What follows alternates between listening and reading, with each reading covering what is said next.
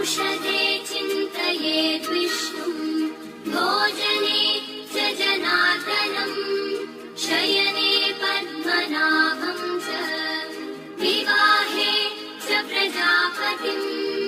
युद्धे चक्रधरं देवम् प्रवासे च त्रिविक्रमम् नारायणं तनुत्यागे श्रीधरं प्रियसङ्गमे दुःस्वप्ने स्मर गोविन्दम् सङ्कटे मधुसूदनम् आनने नारसिंहं च पावके जलशायिनम्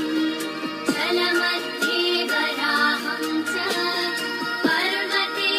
रघुनन्दनम् गमने वामनं चैव सर्वकार्येषु माधवम् औषधे चिन्तयेद् विष्णुम् भोजने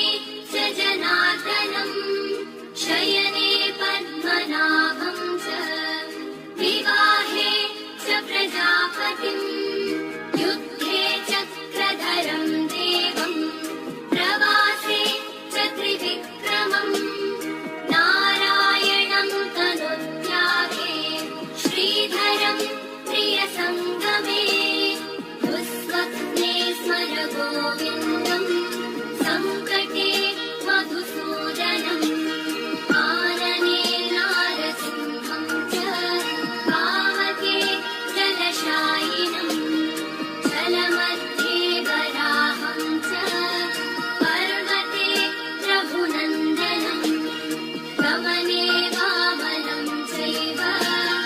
सर्वकार्येषु माधवम् औषधे चिन्तयेद् विष्णुम् भोजने च जनार्दनम् शयने पद्मनाभं च विवाहे च प्रजापतिम् युद्धे चक्रधरं देवम् प्रवासे च त्रिविक्रमम् नारायणं तनुत्यागे श्रीधरं प्रियसङ्गमे दुःस्वप्ने स्मर गोविन्दम् सङ्कटे मधुसूदनम् आनने नारसिंहं च पावके जलशायिनम् जलमध्ये वराहं च पर्वते रघुनन्दनम् गमने वामनं चैव सर्वकार्येषु माधवम्